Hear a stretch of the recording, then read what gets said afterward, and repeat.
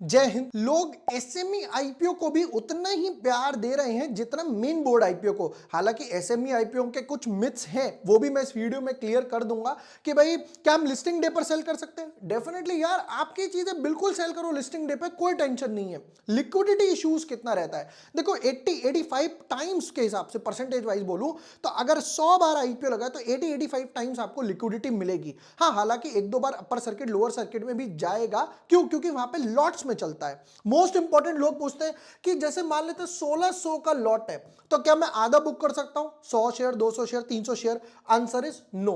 मतलब जो भी ट्रेडिंग होगी अब 1600 के मल्टीपल में ही होगी। 1600, 1600, 3200, 4800, 6400, उसके मल्टीपल में ही होगा। यहां आधा अधूरा वाला काम नहीं है। इस चीज को ऐसे समझ लेते हैं। अब आया है एक और आईपीओ पुणे ई ब्रोकिंग का। स्टॉक मार्केट से रिलेटेड है, ई ब्रोकिंग वगैरह से रिलेटेड, तो समझेंगे क्या है, लगाना है नहीं लगाना, लगाना है तो कितने लॉट्स लगाने हैं, क्या लिस्टिंग गेन हो सकते हैं, सब कुछ इस वीडियो में समझने वाले हैं। Without wasting time deep dive करते हैं अपने एनालिसिस में।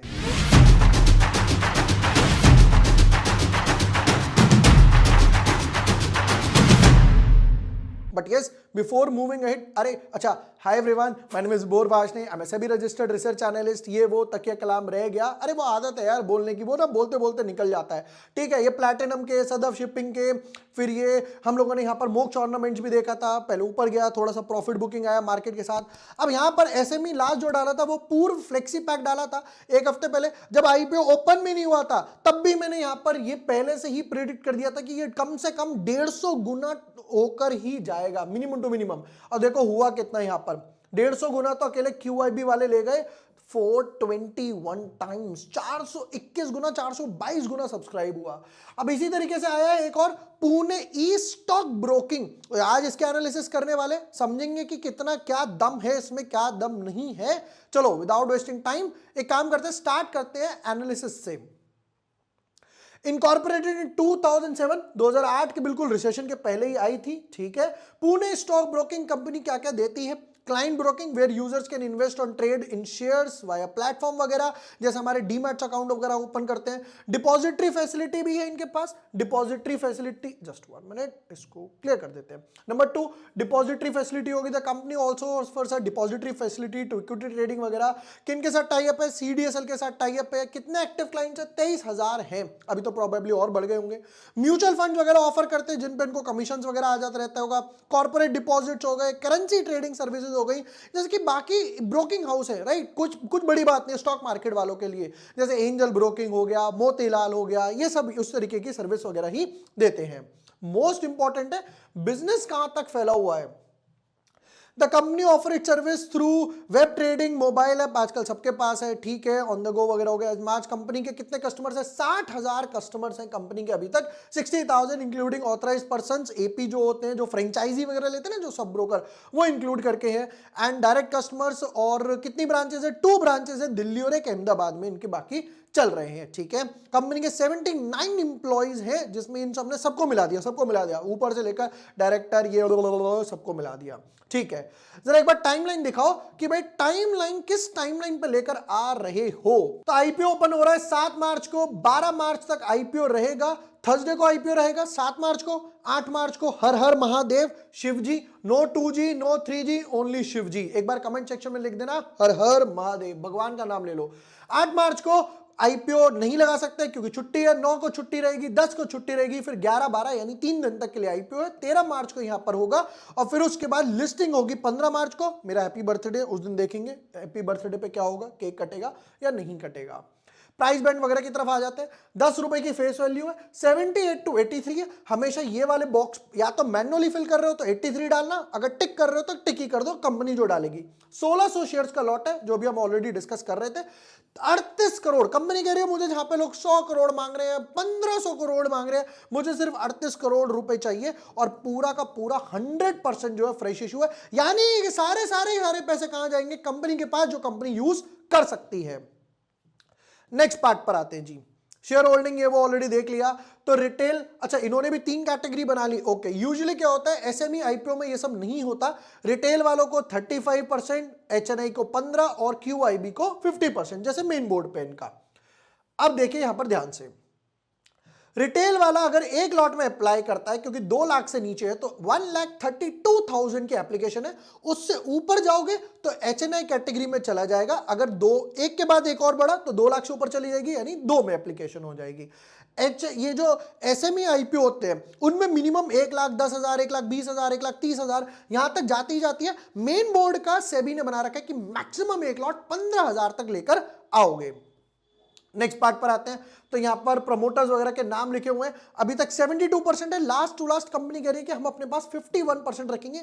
हमारे क्राइटेरिया में फिट बैठ रहा है, ऐसा नहीं है कि फिट नहीं बैठ रहा, डेफिनेटली फिट बैठ रहा है, बट बिल्कुल लास्ट में फिट बैठ रहा है। ये ऑलरेडी हम लोगों ने पढ़ लिया। अब आ जाता है फाइनेंशियल्स पे, इसको एनालाइज करना मोस्ट इंपॉर्टेंट है। रुपीज इन लैक्स है तो करोड़ करके कन्वर्ट करेंगे 2 डेसिमल से, तो 132 करोड़ के एसेट्स थे।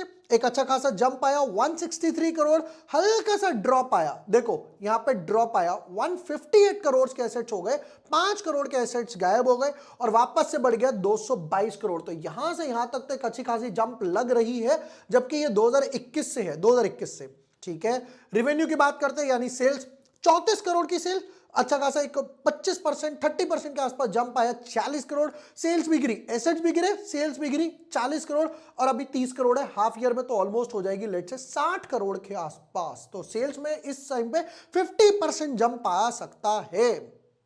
प्रॉफिट आफ्टर टैक्स 34 करोड़ की सेल पे 6 करोड़ का प्रॉफिट घर लेकर गए भाई साहब। प्रॉफिट आफ्टर टैक्स है, सब खर्चे काट दिए, एक्सपेंस काट दिया, सैलरीज काट दी, इंटरेस्ट काट दिया, अगर कुछ है बोरोइंग्स इनके पास, बाद में टैक्स भी पे कर दिया, तो कंपनी घर से लेकर गई 6 करोड़।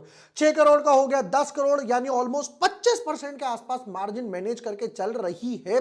फिर उसके बाद 41 करोड़ से हो गया 9 करोड़, से एसेट्स गिरे, सेल्स गिरी, पैट गिरा, वापस हो गया 6 करोड़। 30 करोड़ पे 6 करोड़ का कमा रहे, यानी 20% मार्जिन है। ओके, हमसे इतनी ब्रोकरेज क्यों लेते हो? फिर इतना कमा रहे हो, कस्टमर को पास ऑन करो, जोक जबान। तो यहां पे हो गया 6 करोड़, ये हो जाएगा 12 करोड़ के आसपास, तो अच्छी खासी जंप तो दिख रही है।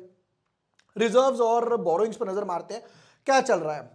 50 करोड़, 60 करोड़, 70 करोड़, वैसे तो 80 होना चाहिए था, 50, 60, 70, 80, जोक जबान, तो ये हुआ 71 करोड़।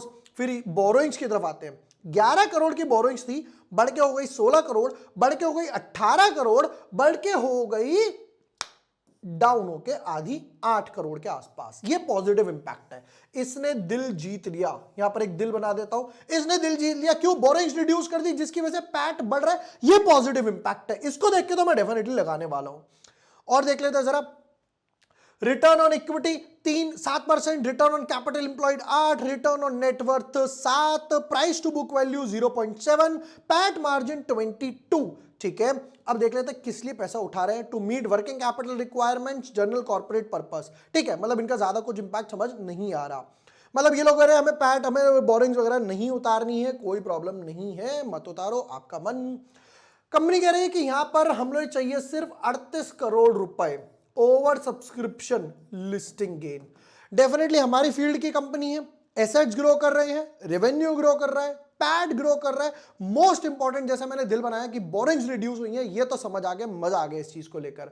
अब चलते हैं इस पर, ओवर सब्सक्रिप्शन यहां पर भी समवट जाएगा 120 टाइम्स के आसपास, इनफैक्ट उससे ज्यादा ही जाएगा, 120 टाइम्स 150 टाइम्स तक ओवर सब्सक्रिप्शन जाएगा। जितना ज्यादा ओवर सब्सक्रिप्शन उतने बढ़िया लिस्टिंग गेन, उतने बढ़िया लिस्टिंग गेन। जिसको नहीं मिला वो जाता है कि यार फिर मैं काम करता हूं सेकेंडरी मार्केट से बाय कर लेता हूं। वो लोग ना बाय करने के लिए भागते हैं, जैसा हम लोगों ने डिस्कस करा, लोग क्या करते हैं ना, वहां पे भागते लेने के लिए कि यार नहीं मिला नहीं मिला। तो जितना ज्यादा ओवर सब्सक्रिप्शन उतने बढ़िया लिस्टिंग गेन। तो अगर 120 टाइम्स ही ओवर सब्सक्रिप्शन हो रहा है, तो यहां पर समवट अराउंड 75 to 90% के आसपास लिस्टिंग गेन हो सकते हैं, लिस्टिंग गेन हो सकते हैं। और आपकी चीज है लिस्टिंग, अगर आपको अलॉट होता है तो आप लिस्टिंग डे पर भी सेल कर सकते हो, कोई टेंशन नहीं है। एसएमई आईपीओ से रिलेटेड और भी कोई डाउट है, कोई भी डाउट, कोई भी मिथ है, कमेंट सेक्शन में स्टॉक पे पूछ सकते हो कि सर एसएमई आईपीओ से रिलेटेड ये डाउट है, वो डाउट है, वगैरह वगैरह वगैरह। नेक्स्ट वीडियो में रिप्लाई कर दूंगा या कमेंट सेक्शन में ही रिप्लाई कर दूंगा अगर आंसर फिजिबल होगा, वरना ऐसा प्रॉपर डेमोग्राफिक बना के समझाऊंगा कि किस तरीके से समझाते हैं एसएमई आईपीओ को। ये थे पुणे ई ब्रोकिंग आईपीओ, एसएमई आईपीओ के एनालिसिस डेफिनेटली अप्लाई करने वाले हैं। फंड है तो एचएनआई कैटेगरी में कर सकते हो, एक लॉट के फंड है तो रिटेल कैटेगरी में कर सकते हो, अप्लाई डेफिनेटली कर सकते हो। वीडियो पसंद आया हो share with your friends, like and subscribe. Thank you for watching the video, lots of love.